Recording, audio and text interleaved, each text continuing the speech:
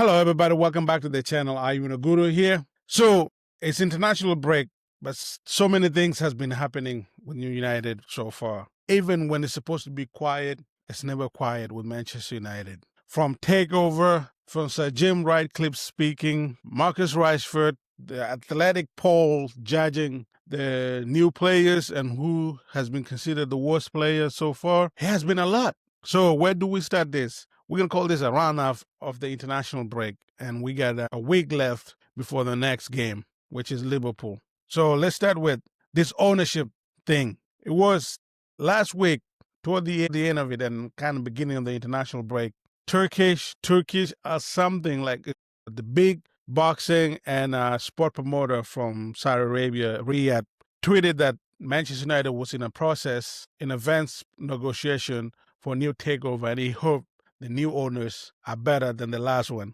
And that sent the whole media in frenzy because Manchester United source trying to confirm it and regular journalists trying to confirm it, and nobody could seem to be confirmed that, at least at first. And then a few days going on, some people start coming out that it's not really from the Saudi, it's more like AUE. And then some other reports start corroborating that, like, oh yeah, there's a consortium from the United Emirates that are trying to put a bid together worth over $5 billion to buy Manchester United. And then the next day, the same guy doubled down saying, I know what I know, and that is somebody is in advanced negotiation to buy Manchester United. It's not him and it's not from his country, but for sure, he hoped this happen.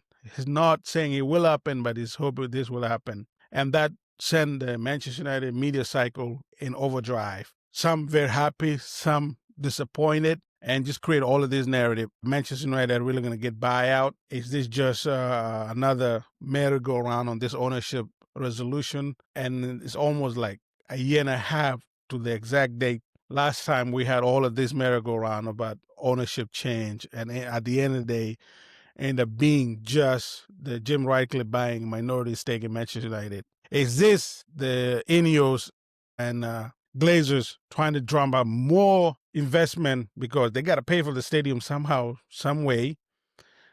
Is this them just trying to get enough investment so they can sponsor or like build a stadium? Because according to them, it's becoming more expensive now that the train station that own the land around Old Trafford asking for 10 times the amount to buy the land around than they originally thought, and that they need more money, which this week also came out that Manchester United were trying to rethink the design because they couldn't acquire the land around Old Trafford to build that giant, massive trident-style tent around Old Trafford, or brand new Old Trafford they were trying to build. So is this part of that, which is that them trying to find people to sponsor or to invest in the club so they can sponsor the stadium? Or is this outright sale? Because Turkey seems to suggest that this is a complete sale, which means both the Ratcliffe and Glazers family will be gone. Which to all United fans, that is, we like that more option better. But it doesn't make sense for Jim Ratcliffe to buy into the club, pay $1.2 billion for 27% share of the club, spend his own money, $50 million on the new refurbished, modernized training facility, just to sell, like, just to be dragged along with the sale of Manchester United? Or can he actually match this offer if somebody were to come with like a $5 billion offer for Manchester United? Can he match that? And on top of that, can he get rid of the debt that is levied on Manchester United? Those has been the major questions around this potential takeover. But right now, it's all at the beginning stage. Nobody kind of really know exactly if this is something is more like rumors around billionaires in Middle East. But considering the source, the person that's saying that has reshaped boxing in a major way, is now reshaping golf and WWE in the Middle East. He's not a guy to be joked with. It's a serious dude, and he tend not to just speak to speak, because it doesn't worry about it. Does not trying to create a reputation or being a truthful something like that. So when he says something, there has to be at least curiosity and a bit of burning in there, because there's no smoke without fire. There has to be a little bit fire in there, and that would be so great because if Ineos end up winding up getting swept in with this takeover, I really don't care because right now they have not done enough of a good job for me to say I'd rather they stay.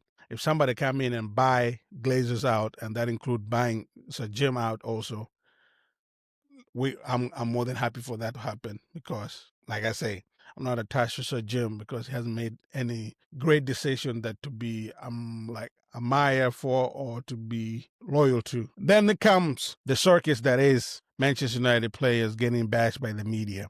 But this time, I don't know. I'm not sure if the media or more of the, I don't know what you call it, because there's an athletic poll that came out that ranked Benjamin Sesko as the worst signing of the summer. And apparently this an article the Athletic do every year, which is they speak to agents of the players, not directly players, but just agents in general, and to basically rank who has been the best signing, who has been the worst signing, and all of that.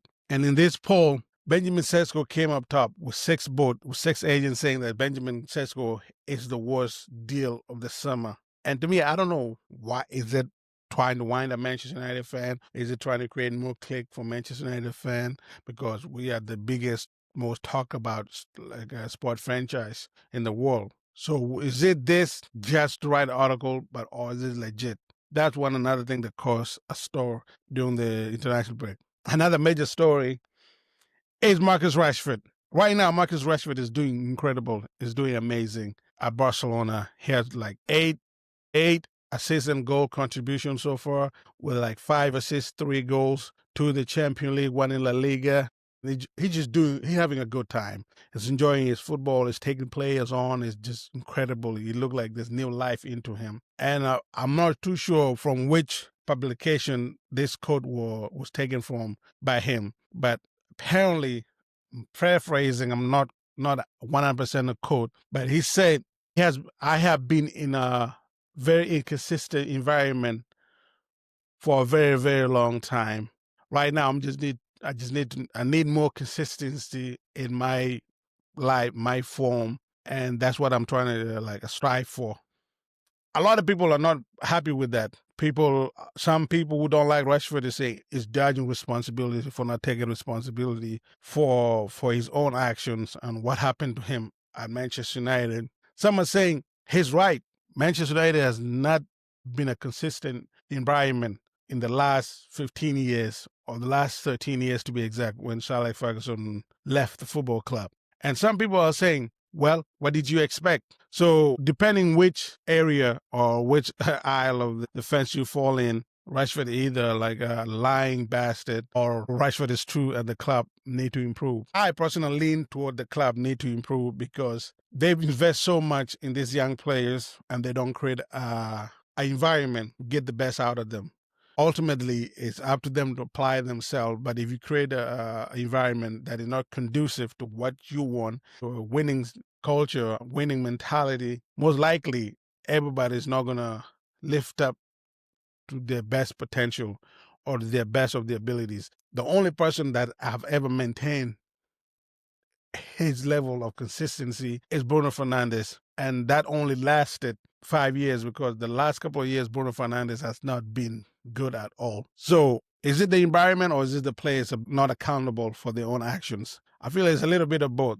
The environment does not help them because it created a situation where players cannot hold themselves accountable for their own action because there's no established way of operating that is conducive to a winning mentality where everybody has to buy in or be out. And every single player that comes to Manchester United, no matter how big a reputation they have, they end up falling off. Every single young player that we brought in that had immense talent is never fully developed correctly to where they can reach their potential. Because from Anthony Martial, Marcus Rashford, Mason Greenwood, you name it, all of these young talented players that came through Manchester United Academy or bought when they were young never fulfilled their true potential because that environment was not correct for them and it was not advantageous for them. Yes, some of them needed some of the responsibility lie upon them for them to apply themselves, for them not to get in trouble, for them to focus on their football. But you got to create the environment first for people to do that. And if they're not doing that, then you can shift the blame onto them afterward. That's where I stand. So this has been like a weird international break that we thought because we won our last game against Sunderland, it would have been drama-free, story-free. Manchester United, we chill for a couple of weeks. Then we come back, we start all of this chaos all over again because it's pretty much coming because it's Liverpool next. Either we win, lose to Liverpool, and it's all dooms and gloom, or we beat Liverpool and it's euphoria beyond our wildest dream. But again, that's Manchester United for you. Like the people say, hate it, disdain, whatever, but never hate it, love it, and adore, but never ignore. And that's what this international break proved. 2-minute stories break for Manchester United at this time. But if you like my channel, please consider subscribing. Hit the like button on this video. Leave your thoughts.